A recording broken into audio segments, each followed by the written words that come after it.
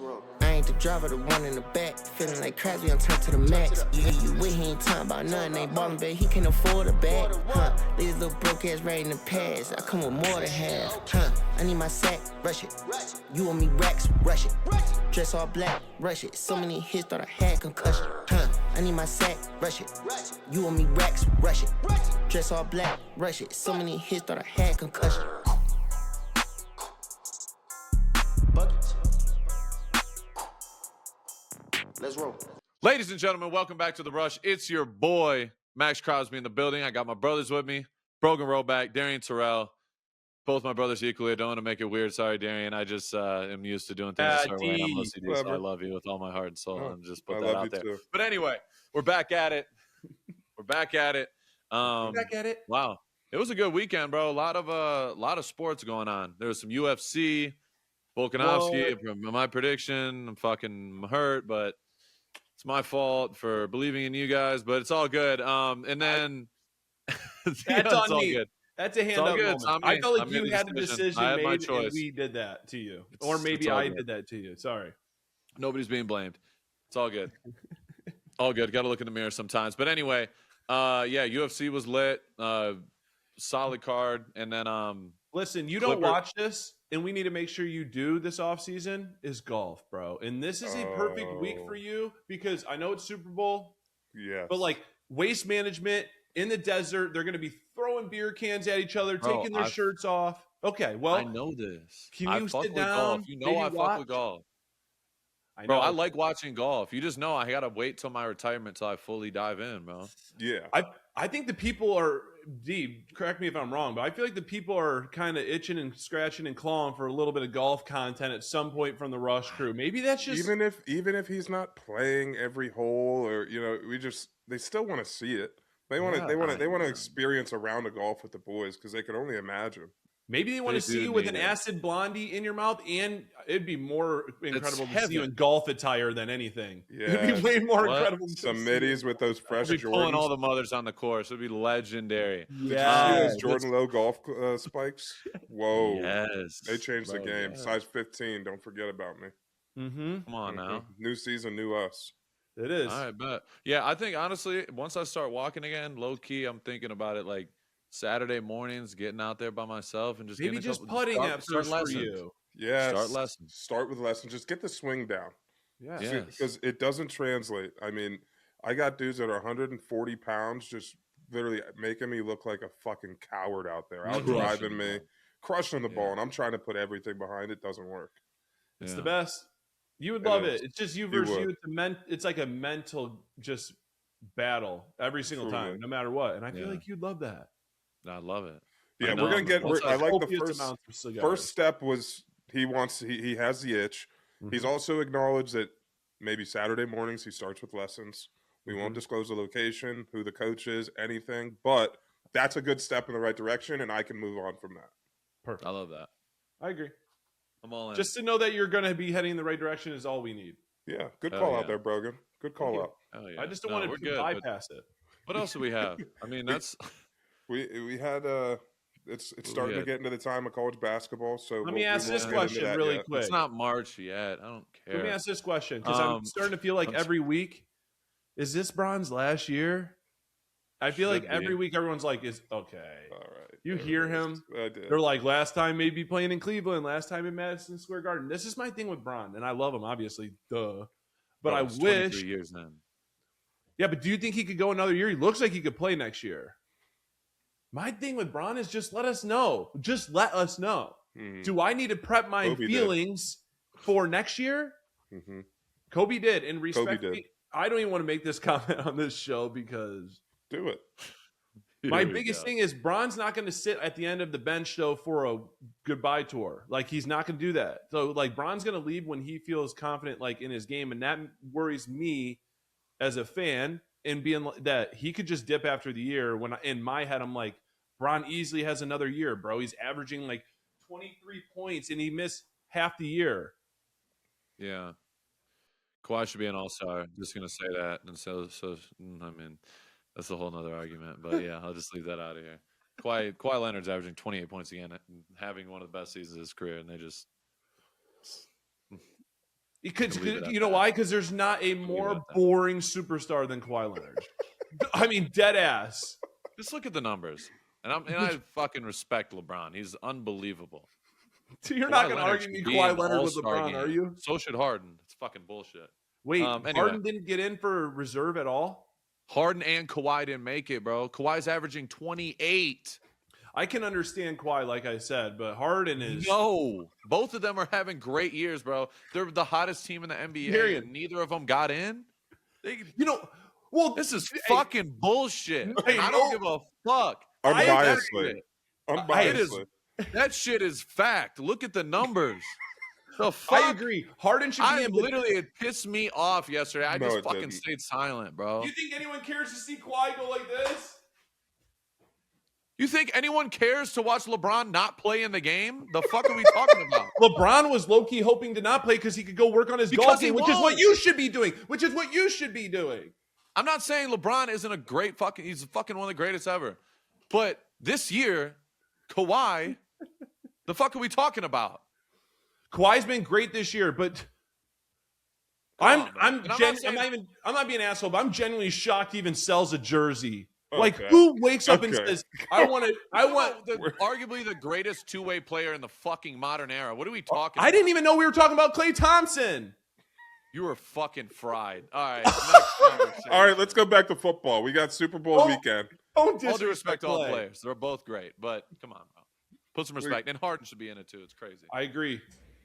Go ahead, Super Bowl weekend. With the Super Bowl, we got Pro Bowl. Max, talk to us about the Pro Bowl. Unfortunately, you weren't able to make it. I'd love to get your thoughts on what the Pro Bowl has become and what you've seen so far this year. Yeah, it's unfortunate. You know, I definitely want to be there. Third year in a row, bro, that I haven't been able to be there in person and enjoy that. You know what I mean? You work so damn hard to get, you know, voted on by your peers and, you know, the coaches and players around the league and fans. You know, all that is a big deal. You know what I mean? We talk about the Pro Bowl and, like, those are goals and milestones you want to hit. So not being able to go there and be with the guys is, like, it's bittersweet in a way because, like, damn, you kind of have FOMO. You're watching it from afar. You're like, you know what I mean? Especially the first time. Like, the first time I couldn't go, I'm like, this is fucking bullshit. I was like, I'm going. I don't care no matter what. Become a little, you know what I mean? It's a little easier. I mean, the third time I can't be there physically, but it's really about the accolade. I think, you know, just being acknowledged that, you know, you're one of the best on the planet at what you do. But, you know, we'll be there next year. I'm manifesting that. We're going to be there in person. And we're going to make that shit. But yeah, it's just, it's, you know, honestly, I think about it. Everyone has their own opinions and things like that. I just feel like the money nowadays is so different that they don't want people to get hurt in a game that, you know, is not real. You know what I mean? That doesn't count. I'm old school. I'll go play. Everyone knows this, but my first Pro Bowl was the most fun Pro Bowl I've ever had because we were actually playing football and getting after it. And I had the best time of my life. But I don't see it going back to that, to be honest. It's just like I said, there's too much money involved, and it is what it is. But at the end of the day, big shout out to all the guys at the Pro Bowl representing. You know, it's an honor, you know, to be notified that you're a part of that, especially, you know, on the initial Pro Bowl list. It's a big deal. Yeah, I mean, I feel like it's weird now.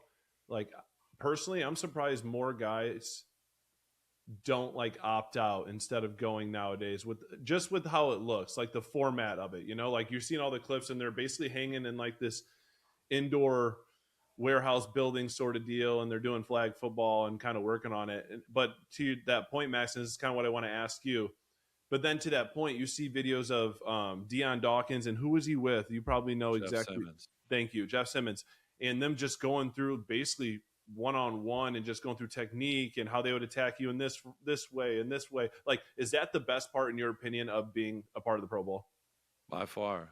That's why I love going there, is because you get to kind of size up your competition at the same time as, you know, going there and learning. Like, you're seeing, like, for me, a big part of it was going and really picking the brains of other people trying to get an advantage, you know, to be realistic. Like, I wanted to see what these DNs are doing in the offseason and how much are they training, what time are they getting up in the morning. I'm like, okay, I got an advantage on him. All right, I'm going to be better than this year. Like, for real, like, that's the way I looked at it. it's a little bit less football-ish now. It's like there's a lot of other shit but football going on. So those conversations are not fully the same. But that's my favorite part of it. I try to make it as football related as possible, trying to just pick brains and seeing what other guys are doing and trying to, whether I could take some from somebody else's game or preparation or anything like that, or you get to go against old linemen and really just like try to see what they're seeing. So what are you seeing here? What is this guy? Or maybe like ask a question about another DN or how would you block him? Or, you know what I mean? Like, and see that, if they have a similar go-to pass rush move, how would they block that instead of being like, hey, how would you block me? You know what I mean? Because they're not going to really give you a real answer. But if they're talking about somebody that, you know what I'm saying? So it's just like, I think that's a really cool part of it is you can really just bounce ideas off each other and pick your brains. Like my first Pro Bowl being with, our D-line we rolled out there on third down with me, TJ Watt, Myles Garrett, and Cam Hayward, and Chris Jones, and Frank Clark. We were so loaded. Bro. It was ridiculous. And we learned so much and just had fun rushing together because we're all trying to get home. So it was dope. And everybody knows what they're doing. It's not like you have to explain to any pretty much future Hall of Famer that you just named basically on the across the board right there when you play. And that's got to just be fun, bro. It's like rolling the ball out and just going. Like everyone just understands and has like this really just the same understanding and can play at a high level. That's really what it is. Everybody at that point can play at a high level. So I hope it sticks around, obviously. I want to say this. There was obviously a clip that came out from your Pro Bowl of you and Mahomes back in the day talking about you asked him about Andy Reid, and then you also and then you guys kind of slipped into, and I believe he brought it up. He was the one who said Vrabel seems like a great coach, like a player's coach. He'd be awesome to play for. And you guys both kind of went back and forth. I don't know if that rings any bells in your head, but you guys almost kind of just manifested how great Mike Vrabel is and what everybody sees from the outside looking in. So did you see this back then when you were around him for that 3 or 4 days with Vrabel? And I know you guys have a long history of kind of like texting back and forth and obviously that whole ordeal, but just your thoughts on Vrabel and him making it this far. And I am curious to see if he's going to cut his piece off as well. Yeah, that's a great. And if they are, live stream it. Pain Olympics. Yeah. Chainsaw. Anyway. Chainsaw. Chainsaw. You must have a hog then. Amen, brother. Look at D's face. You have issues. Anyway, me and Vrabel, we've had an awesome relationship all the way back then in 2021. In my first Pro Bowl, he was the number 1 seed with the Titans that year, so he was our head coach for the Pro Bowl, and it's one of the better, one of the funnier stories I've had, like being in the league, because going into that game, everyone kind of had this idea of what it was, or it wasn't, I wouldn't say idea, it was just kind of like a lot of gray area of how this game's about to be played, because we're in pads and it's a football game, but like, are we going to go, like, what's the tempo? So you kind of feel it out. And all week, like, I got Rod Marinelli in my ear calling me every day. You need to set the standard. You are the standard. You're running to the ball. I don't want to see a damn clip of you in the practice fucking bullshitting and not going. I'm like, okay, so I'm taking this shit serious. Like, I'm not going to let coach down either. So, like, I'm in my head. I'm like, I'm going to be the one that sets this bitch off. Yep. So leading into the game, Vrabel's like, listen, if we win the Pro Bowl game, we get 88 bands. If we lose, we only get 44. So in my head, I hadn't even got my second contract yet. A player's coach comment, by the way. Huh? A player's coach comment, by the way. A guy who's been in your seat and who's like, y'all want this money or not?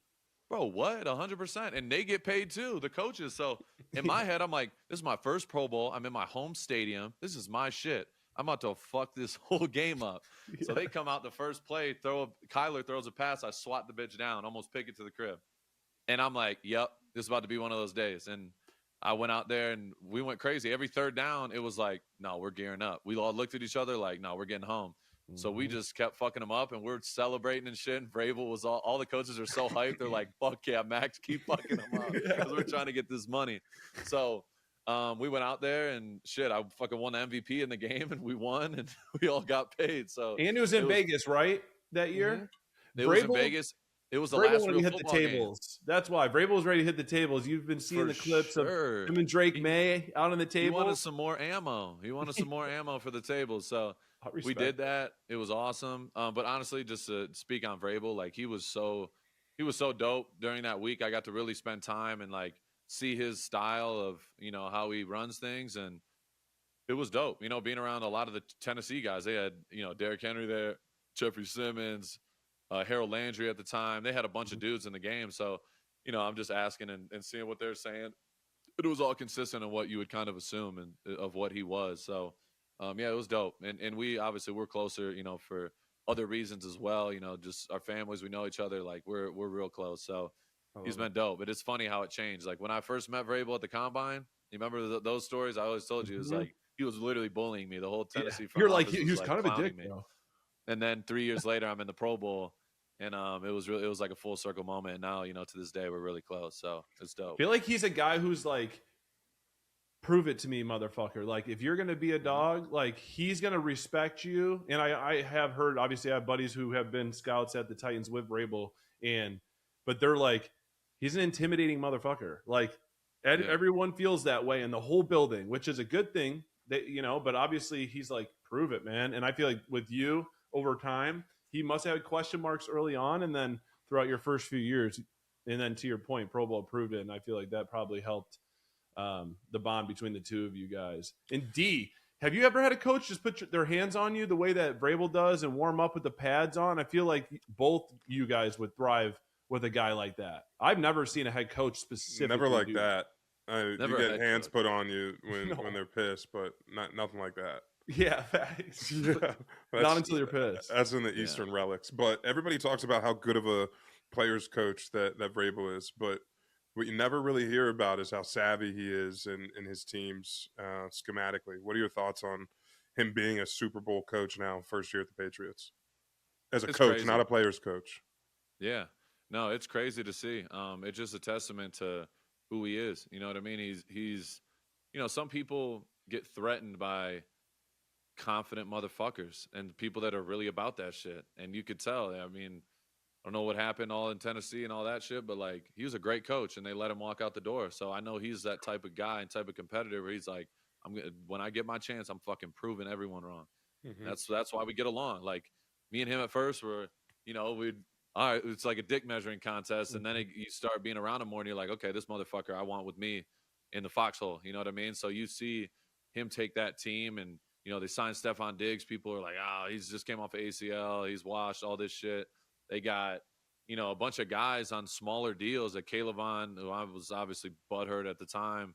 You know, they took my guy, KC. You know, it would have been me, Malk, and KC rushing the edge. And KC's having a career year again. And Robert Spillane, one of my favorite teammates I've ever had. You guys know him really well. He's over there fucking green dotting and running the defense. It's like, it's crazy to see your guys. Mac Hollins, another one, his fucking maniac ass out there doing the pregame Warriors shit. And it's like, those are all my guys. And it's like, damn, you see them doing their thing. And it's like, it's sweet to see, but it's just a testament to Vrabel being able to bring all those, that group of guys together. I think Milton Williams signing was huge.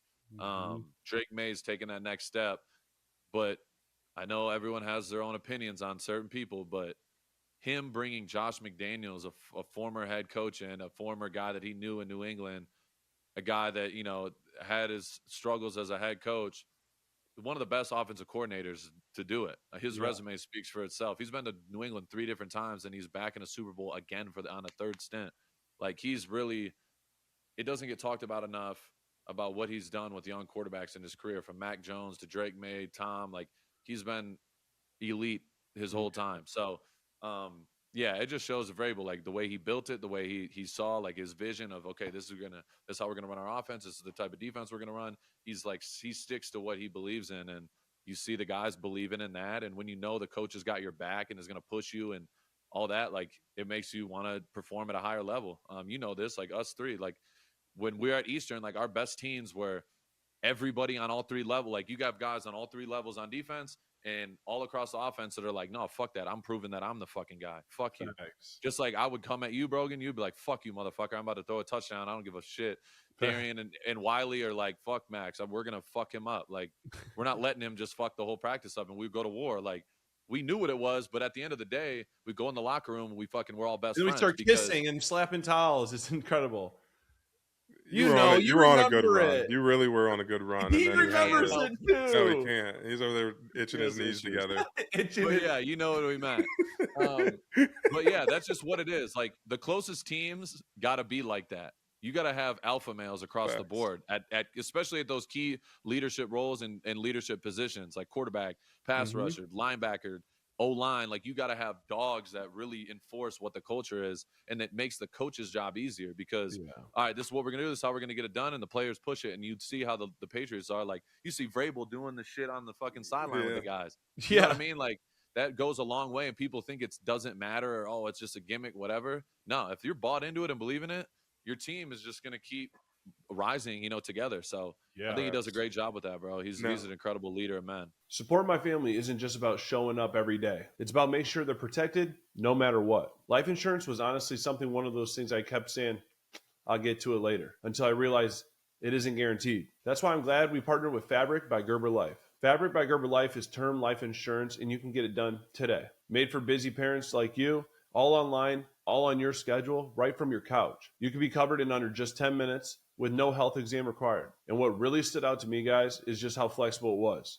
Fabric has high-quality policies that fit into your family and into your budget. And you can get up to $1 million in coverage for less than $1 a day. And this is the best part. If you're young and you're healthy, now is the time to lock in those lower rates. Plus, there's no risk. You get a 30-day money-back guarantee and cancel anytime. So Condor Cartel, join the thousands of parents who trust Fabric to help protect their family. And apply today in just minutes at meetfabric.com/therush. That's meetfabric.com/therush. MEET fabric.com/therush. Policies issued by Western Southern Life Assurance Company. Not available in certain states. Prices subject to underwriting and health questions. And I want the boys' take here. Does this put him in a position to hoist the trophy at the end of the game? Who wins the Super Bowl? Really quick, D, on that point that you just were talking about, Vrabel, the savvy part, I think it's awesome because we talk about how rough he is and we're talking about putting the pads on.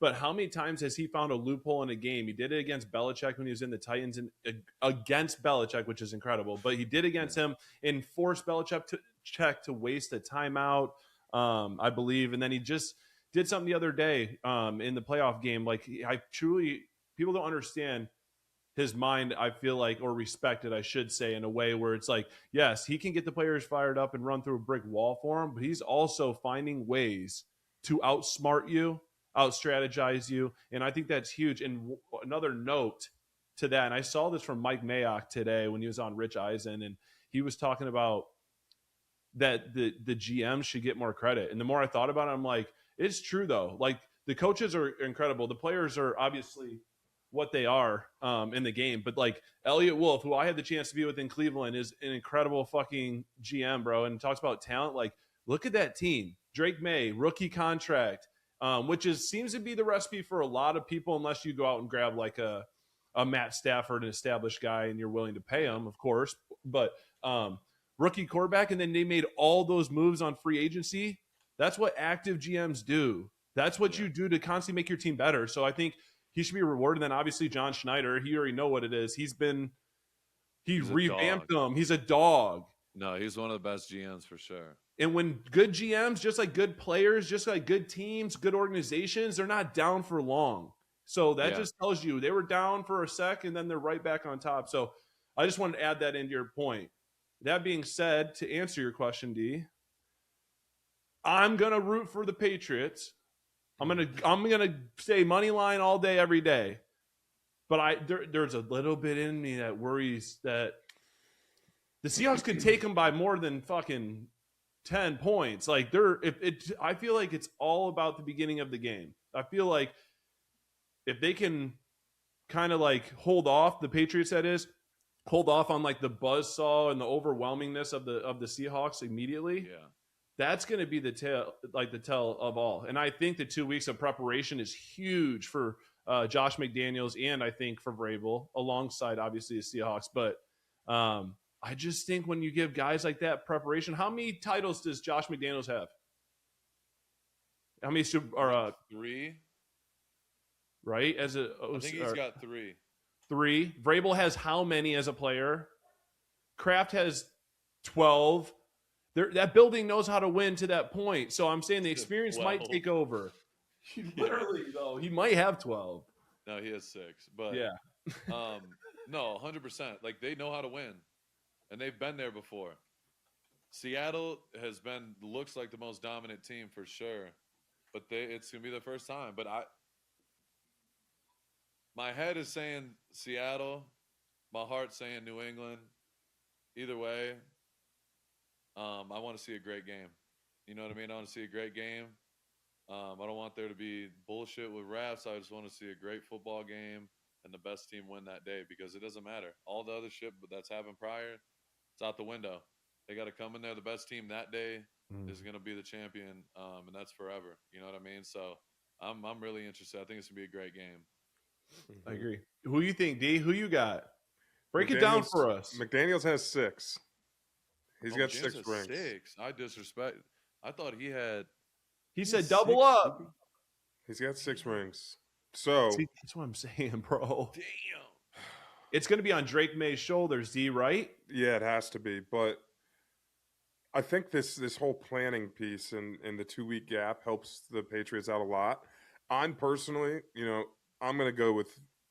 I know that I want to say the Seahawks, but I would so much rather root for the Patriots. Solely because of Vrabel and Drake May. Yep. We talked about Coach of the Year, and I just have always said very great things about what Vrabel's been able to do, and I respect him because he runs an organization like a Don would, right? And he relates to everybody from the top down, whether it's how he runs his press conferences, whether it's the people in the building, people on the team.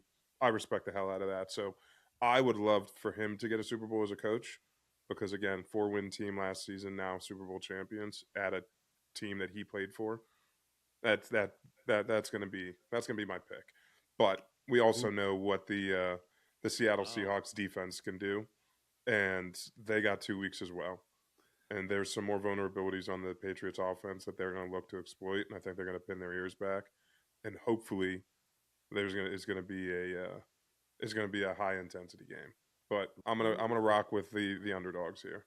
You're going with the Pats. I'm shocked. Wow. He's been riding Hawks all. I have, but last football game of the year. I already lost in Diego. I'm on a bit of a cold streak, so what's another underdog? So I'd rather go on emotional pick here. Yeah, I'd rather go out on my shield. Who would have thought that us three would actually be agreeing on kind of where our heart lies on the Super Bowl? It's the last game of the year. We got to. I can't say, next week I'll be better. No. It needs to be grainy. It has to be a granular decision, and all the boys are heading in the right direction, it seems like. I want to ask this to you, Darian, and obviously, Max, I want your response as well. But call me crazy. I'll put my hat on right now, the tinfoil hat, if I have to. But is it bad for Bill Belichick and Tom Brady's legacy if Drake May and Vrabel do go in there and get it done this quickly? Do you think it damages? I personally do not, but I feel like others out there might forget about the past a lot quicker.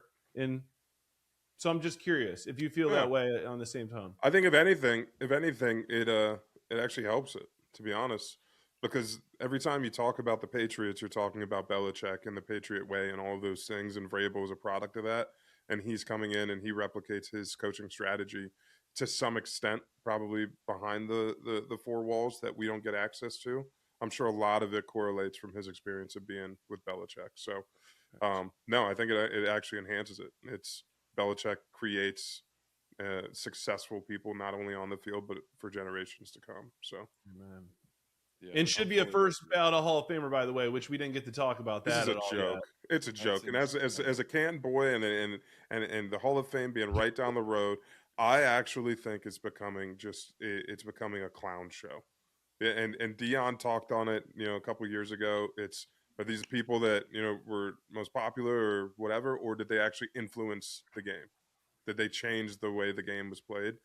And if you're telling me that Bill Belichick is not a first ballot Hall of Famer, who the fuck is? But makes no sense. My thing is, and this is the crazy part, if those excuses that we all have read about, right? Spygate, Deflategate, all that shit, they have, which is complete garbage. Yeah. We know that. We all agree. We're all in the same stance. But that means they have to use the same shit against Tom Brady. That's what I said. They have to.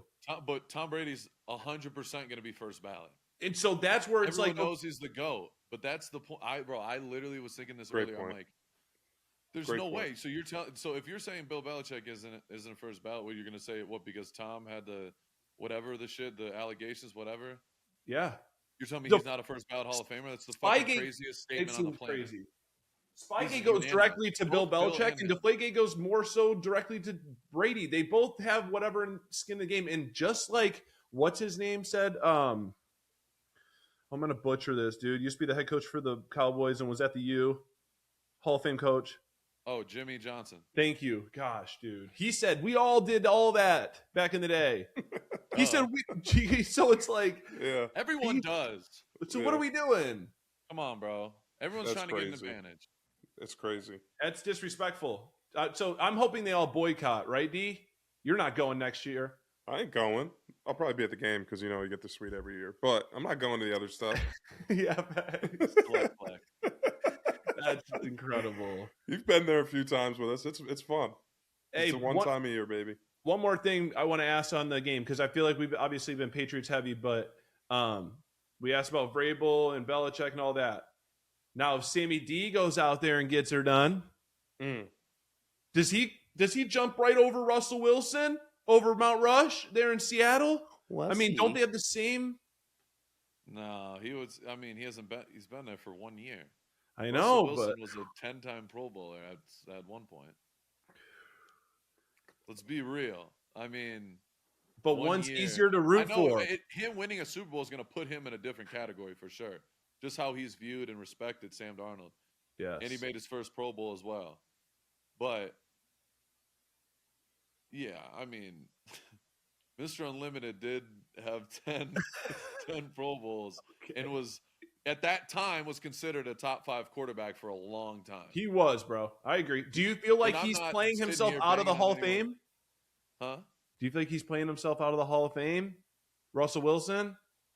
He's not playing. His resume is better than already some guys in the Hall of Fame.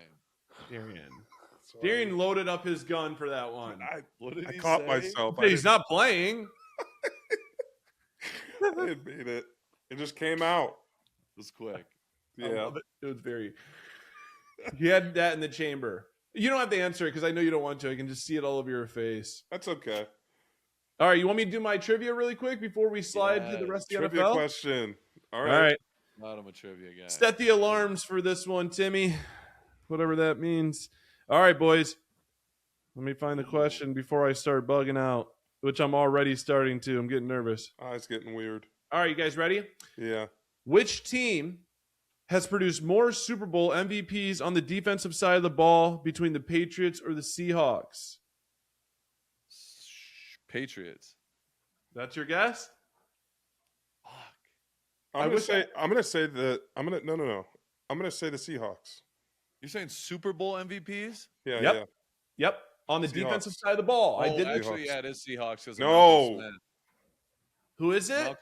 It's Malcolm Smith. And no one ever got one, you think, on the Pats? New England, I swear it was. Did Ty Law win one? It was somebody on defense. I'm sticking with my Patriots. Okay. Darian, are you locked in too? Don't Google it. Yeah, I am. I fired from the hip. I'm going with the Seahawks. From the hip too. I didn't give. All right. I'll let you guys know. It is correct that Seattle has one Super Bowl MVP in the franchise history, and it was Malcolm Smith. And the Patriots, although they do have 6 Super Bowl MVP awards total, Tom Brady. None of them have been on the defensive side of the ball. So the answers are the Seahawks. Wow. Yeah, because I was thinking. You said the fucking name. You said Malcolm Smith. I know, but I was thinking in my head that Ty Law won one because he had like 2 picks in the Super Bowl. early on. It's between Edelman and Brady that's going to get all of the. Yeah, it's going to be between those two that get all of them. Mm-hmm. Yeah, true. But Arthur Smith, I'll never forget that. He went ballistic. Ballistic. That's impressive. More so that you actually knew the name. When I was doing the trivia today, I was thinking in my head, I'm like, who's the guy? And you guys fired it right off. So he did. Big day. We'll incorporate more. I like we'll that. Incorporate some more. I like that. Let's do like a best of 3 type deal. Mm-hmm. Max out. Yes. Max versus Max out. Shout out Timmy, by the way. We got to give him a shout out. And Mrs. Timmy. Soon to be Mrs. Shout Timmy. out to Timmy and Mrs. Timmy soon. Yep. Congratulations to both of them. He got engaged this week. Big time. Big time. Shout out to the boy. All right, let's do a quick little around the league. I'd love to get this prediction to my former quarterback here. Does Kyler Murray stay in Arizona? See ya. Oh. And if so, what do you think a landing spot is? See ya. Well, landing spot is right where no, I think that he's going to go 100%. I feel like it would be sick if he stayed in like this regroup. What the fuck is wrong with you? Yeah, so the thing about landing strips are landing spots, my nose. Okay, let's go. Anyways, no, I would say I think the hire is sick in Arizona with LaFleur, and I'm hoping we're going to talk about it. Obviously, we will with the coaching trees, but LaFleur is a great hire. I think he would be incredible for Kyler. I think it would be a very, very good situation for him. That being said, though, now if you're the Cardinals front office, maybe you've already seen that experiment play itself through a few times, and maybe they want to get what they can get for Kyler right now. And if that's the case, let's talk. We're talking about where we would like to see him go, right? If he's not there, I think it's without hesitation Minnesota, 1,000,000%. You put him with KC out there, I think, or Kevin O'Connell, I think it's going to be over with. And I think you're in a dome. You have Jettas. I don't know if they'll keep Addison based off his offseason stuff, but you still have him. You got a lot of weapons, and the defense is scary. I just saw they're offering Brian Flores. He's gonna have like $6 million a year, make him the highest coordinator or something like that in the NFL. So they're established, obviously, on that side of the ball. They're feared, honestly, by most. So I think it's a good situation for him to go there. You can name, obviously, a few other places like Miami. Miami would be sick. I could see Miami. I could see the Jets. But then he goes to a defensive coordinated head coach, which is fine. I feel like you got to sink him somewhere. Like he was just with Gannon. And I just felt like it just wasn't there. Respectfully. Cliff, and I felt like he was balling low key. Yeah. No, he was balling. Right? I don't know. I just feel like he's gone. So you do think? I think he's out of Arizona for sure. But I just don't know. I thought like in my head. So you think they draft? Pittsburgh makes sense. Ooh. I hope he goes there. I think that would be a good fit for him. Dude, I can't tell if he's. I don't know where he's so sarcastic. I'm just saying. He can't help himself. Why is that a good fit for him, D? Why is that a good fit, Darian? I just think that it's there's a lot of synergies between the two organization and the player that I think it would be a really good fit. A lot of synergy. A lot of synergy. I love that. Interesting. I could see like the Jets too, low key. If you're a player, though, no, I shouldn't say a player. Let me reword this. If you're a quarterback, are you going to the Jets? He could go to the Jets. I think that'd be another good fit for him. I think here you go. I think I think both these teams need to have a quarterback, and I think he gives them a good opportunity to win with his legs. I feel like he can make some plays happen. I feel like it would be sick to get a good quarterback at the Jets because you got them between straight pays. Let him and Dart battle it out in New York. That would make for some good teams. All right, listen. Giants? No. I'm talking about Giants and Jets. If he went to the Jets, at least it'd be like a battle like glue. It'd be like the battle of the quarterbacks. A little something in New York. A little Showtime, if you will. You ever heard of it? All right. Next. On to our next one. Next. The McVay coaching tree, or do you like Kyle Shanahan's coaching tree? Which one is more impressive to date? Yeah, because see, McVay is technically from his tree. Yeah, but Matt LaFleur, Mike McDaniel, Zach Taylor, Robert Saleh. And then you got Saleh's got 8 kids. But then they say Zach Taylor comes from overlaps with Shanahan and Staley. Yeah, so I guess you have to say Shanahan right now because it's kind of technically. Not to mention Raheem Morris, DC. He was the DC at one point there. Who else? There's some. Let's just say those two have dominated the league as far as like coaching trees. Like those two trees have produced like half the head coaches, damn near. Facts. And honestly, I feel like that's what makes a great coach. Yeah, and there's more to come. All right, Liam Cohen, who's not on there, is Liam Cohen as well, also from McVay. Yeah. I'm trying to think who else. There's definitely more. It's missing on here. Shieldhouse is going to be another one in the next couple years. Yeah. There's a lot of Chris Shula. Do you think a guy like Shieldhouse would? Obviously, he played quarterback at Illinois, so he's not a putz. Like he might look different from outside looking in. But my question is, some of these coordinators that might be more of like a, let's just call it what it is, like a nerdier, dorkier look, right? Do you think they actually can make great coaches though? Because I feel like it's when you look from the outside in, and we've played, you're like Mike McDaniel, for example, you're like, this guy is not motivating me. But then again, there's a million ways to skin a cat. Like, what do you think? It doesn't matter. If you coach ball and you get the guys going in the same direction, it doesn't matter what the fuck you look like. It's irrelevant. Like Mike McDaniel, everyone, when he got the job, they're like, who the fuck is this guy? And he's this little goofy fucking dude, but he's one of the best play callers in football. And now he's got his own swag now. He's got his own Miami twist to it. And you're like, yeah, he's just laughing at everyone. Like, you motherfuckers talking shit. Yeah. But look at him. He had a lot of success in Miami. Let's be real. Like, he came in there, he got the best ball out of Tua. He got those teams playing good football, and now he's with the Chargers, one of the best OCs. Arguably the best OC now in the league. They got a steal with him. He's a great coach. So it really doesn't matter. McVay, everyone was saying the same thing. Like, McVay, who's this little guy? He's 32 years old. He's young. He's da-da-da-da-da. Yeah. Comes in, and he's cooking. Liam Cohen, same shit. Like, it's crazy to see. But, yeah, those guys, they know that system and that scheme, it's hard to stop. They use a lot of tight ends, 13, 12 personnel. They know how to marry up the run and pass game so well and make everything look the same. The play action, it just makes it puts a lot of stress on the coordinators and defense because you got to defend every blade of grass, and that's hard to do as a defense. All right, got a confession.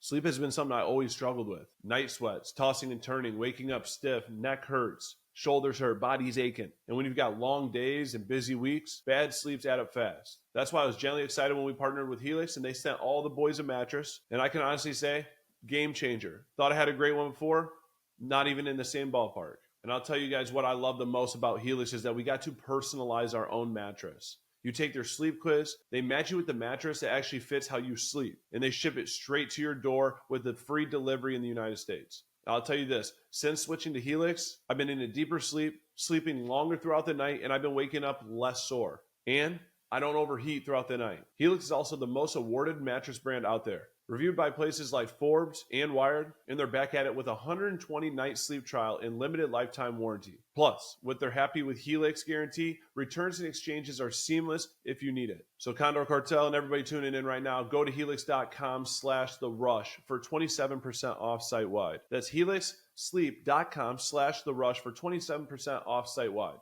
Make sure you guys enter our show name so that you guys know at checkout that we sent you. Oh yeah, one more time. helixsleep.com/therush. Go get it. Amen. And it seems like their like impact players or their best players are constantly open. You know what I'm saying? Like, yeah. Sometimes you get a good player who might be at an organization that's struggling or can't win, and like you're like, man, all of a sudden he's having a down year. Or he just doesn't seem like he lost a step or whatever it may be. But then all of a sudden they'll go over to the Rams or somewhere else, like Devontae, and all of a sudden it's like, this dude's wide the fuck open all the time, but it's because they're scheming these dudes wide open. Yeah, to your point, running loose a lot. What? Yes, Pookie's crazy. Did Pookie get a new haircut? Yeah. Did you see his cut? A Bob? Mhm. Is that what you just said? Yeah. Who's Anyways, shooting the shot with Sidney Sweeney too? Good for you, brother. I love that for him. I Hey, love that. yeah. I hope you get that done. Hope you get her done. Amen, brother. We're rooting What for I you. will say, Brogan, that is not an outlandish question because the average. What the fuck? I think that applies primarily to a position group, not a coordinator, right? Because like we've had many different coaches in our careers, and it's the ones that didn't do well or the ones that we didn't respect because they either didn't know, to our feeling, what it felt like to be in our position, or they were just a square, right? Amen. But if you have someone who you can relate to as a position group, coordinators completely different. They know ball better than anybody else in the room, and who am I to tell you that you're not good at your job? But it's the position groups that it comes down to what you were talking about. Yeah, I agree. You need an enforcer, like especially certain positions. You can't. That's why you get Big Dom. 120 pounds. Yeah, you'd be like, "What the fuck is this?" That guy never about even played O-line? it. Never even played online. Exactly. That's like having a fucking strength coach that's fat as fuck, and it's like, bro, you got to walk the walk if you're going to tell me, and I'm going to be up every day. It's just the truth. Yep, 100%. There you go. All right, I got one last one for you guys. Okay. I want a winner and a loser from these most recent coaching hires. Okay. Browns, Tom Munkin, Joe Brady for the Bills, and then Mike LaFleur for the Cardinals. I want you to go first, Darian. I've been toting the line too much today, so I'm going to defer. Great decision. That's what you should do every time. It's defer. That move. For sure. I don't think we even have to talk about the first one. I mean, no, I don't know till you know. Why do you think they chose Todd Monken? Huh? Why do you think the Browns chose Todd Monken? Just out of no one was even discussing him. I agree. That was random. Exactly. But the one thing that is interesting is that Monken was at Georgia when Shador was going through and doing the whole recruiting process, and they were recruiting him pretty heavily. Ravens wanted to draft him, but Shador didn't want to sit behind Lamar. And then now they get picked up by the Browns.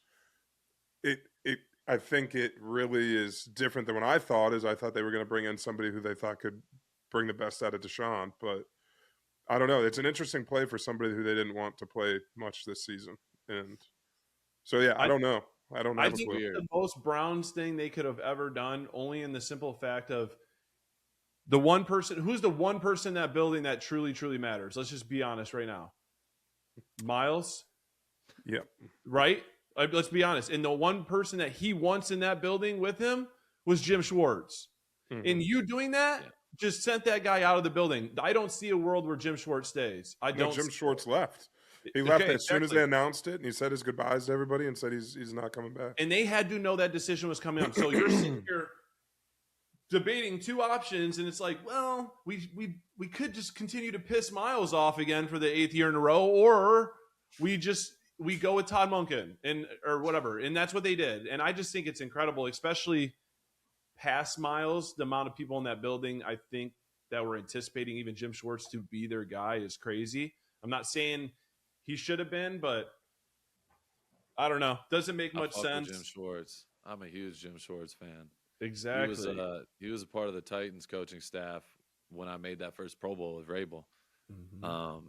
He's a dog, and I grew up a Lions fan, and I remember him going at Harbaugh, and he's a fiery, great coordinator, loves the game, like intense and all-in type of guy.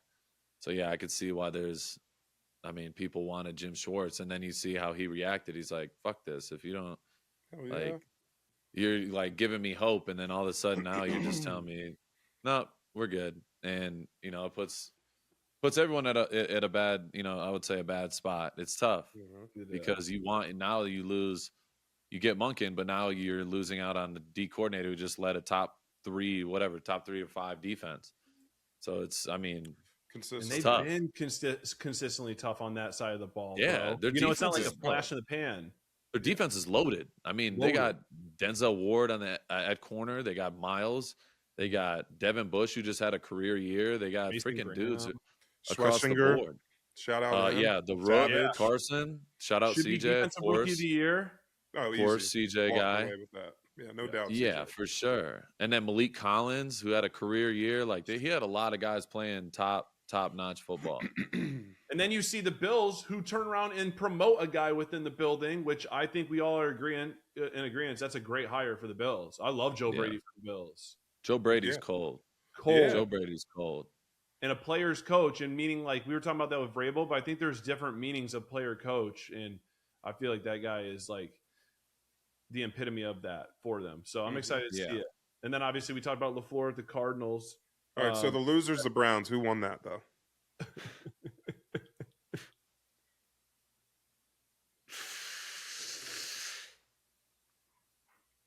Who was other? It was Joe Brady, Monken. It's Joe Brady and Monken, Brady, and LaFleur. So Cardinals, Bills, and Browns. I like Brady. I think he's the most proven.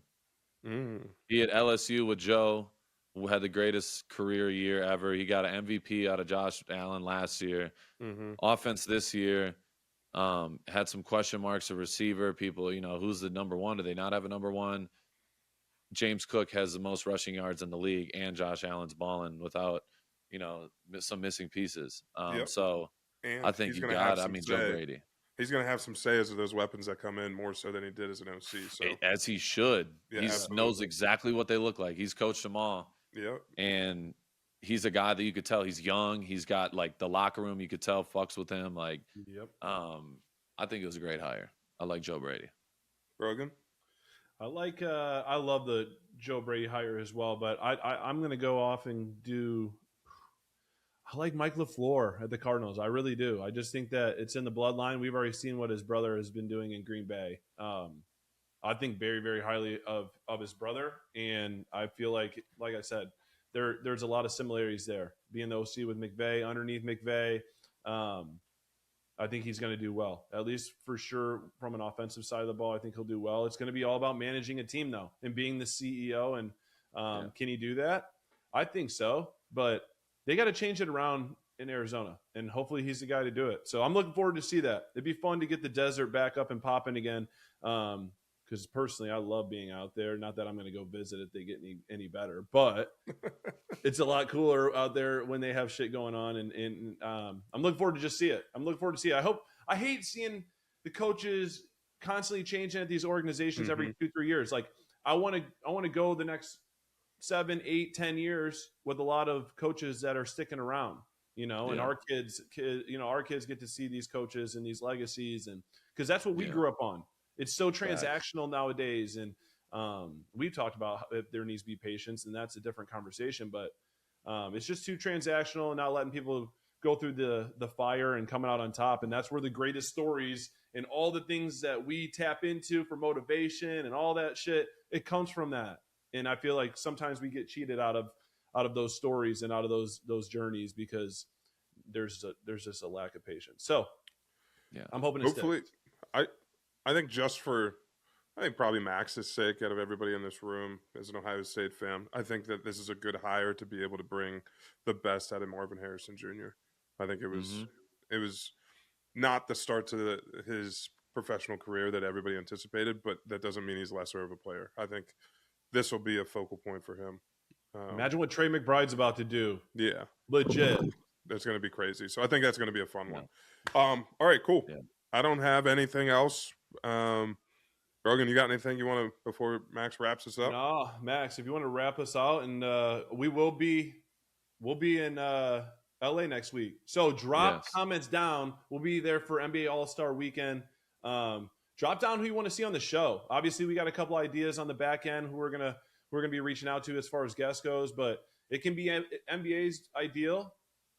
But maybe we can tap in anybody in LA. That's exactly. So 100%. If y'all got anybody you want to see on the Rush that would vibe out with the boys, drop it down below because we would love to see it. We're going to be there in action. I think it's going to be a hell of a time. We're going to have some great shows, great guests. More importantly, it's going to be a hell of an experience. And we love the NBA around here, so it's going to be a dope weekend. Hell yeah. No, it's going to be dope. I'm glad we can make it happen. I know, obviously, we wanted to do Super Bowl as well. We had a lot of plans for that. Unfortunately, I can't be, crutching around San Francisco, not an easy city to move around. No. Unfortunately. But All-Star Weekend, we kind of plotted it. And, I feel like it's, a situation where we're going to be in we're not moving anywhere. We're going to be, have a, discreet location. We're going to be dialing in, getting guests coming in and out, getting some great content and some great individuals. Not going to say everybody that's, we've been plotting around to have some ideas about who we want. One big one, I'll give you guys a little sneak peek just because this dude is somebody I've, had over the past year. We've, grown relationship wise and have gotten real cool and, message each other often and stay in contact. And somebody that I looked up to as a kid, and I think all of us in here have, one of the best, if not the best power forward to ever play the game. The one and only, the big ticket, Kevin Garnett, somebody that I, look up to. You guys know me with my basketball players. How I idolize a lot of the greats from MJ to Kobe. But Kevin Garnett's one of those guys just from an overall perspective about longevity, work ethic, dog, champion, MVP, defensive player of the year, one of the greatest to do it. Somebody I've always looked up to. And now that it's, had the, been blessed with the opportunity to become really cool with him, has been special. So, we're going to get him on there no matter what. I told him that we're going to make it happen. And he's definitely, interested. And I did his pod last year. I think the episode still hasn't come out, but it's going to come out soon. That's incredible. He, according to him. But we're gonna see what happens. But yeah, Kevin Garnett getting the freaking big ticket in there. That's gonna be legendary. We're looking forward to that. But we got some other incredible guests that we're, scheming and plotting, trying to get done. But it's gonna be an incredible weekend, day and a half in and out. But we're gonna get a bunch of pods done and get some incredible guests for you guys. So I think that's all we got, boys. That's all we got this week. We're cooking. We're back in the kitchen. You already know we're getting to work and doing our thing. Today, just to give you an update on the knee. As you can see, we're Boy's fully torn. We're on our way to 130 degrees, 0 at the bottom. We're freaking rocking and rolling. It's our 4th week of rehab. Started today. Eccentric block as well in the weight room. Fucking getting to it. I'm fried. My shoulders, whole body is fried. Just like we like it. So it's been an incredible start to the off season. We're rocking and rolling. We'll be back in no time. Like we talked about, it's going to be the best year yet. 2026. We're off to a great start. Some adversity, all that tied into one. That's what we live for. That's what makes you better. So we're looking forward to it. But it is February 2nd, I believe. Correct, boys? Correct. February 2nd. Early in the off season. We got a lot of great things coming. So keep liking, keep subscribing, keep tuning in. We love you guys. I mean, that's what we do at The Rush. We're going to keep cooking for y'all. We love you. Stay tuned. These are my brothers, Brogan Roback, Darian Terrell. Absolute legends. Love y'all. Boom! Peace. Oh, also one more thing. Feed geese. I'm gonna say this last thing, too. I know you guys been hearing the music, and I just want to give the fans a little preview. Because I was going to drop some music before the season, right before, things got going. We're like, okay, we're going to do it a couple weeks in, get the people going. And everyone knows I love making my music and I love doing it. It's a passion of mine. Truly enjoy it. But season was going a certain way. And I just don't think that was the necessary time to say, hey, I got some music, by the way. And, it just wasn't, feel like it wasn't the right time. So we got some in the vault, record a couple new songs this weekend. Might be the hardest ones we've made. But I'm definitely gonna be dropping some music here soon, and I want the fans, I want everyone to tune in. It's gonna be dope. So we love you guys. We appreciate you guys. Drink your Zen water, drink your Slate milks, drink your Recover 180. Keep tuning in. Drink your damn Monster Energy. Drink your Monster. Right to my left. Keep tuning in. We love you guys. Appreciate you. This is The Rush. Peace. I ain't the driver, the one in the back. Feeling like Crosby, I'm turned to the max. You with, he ain't talking about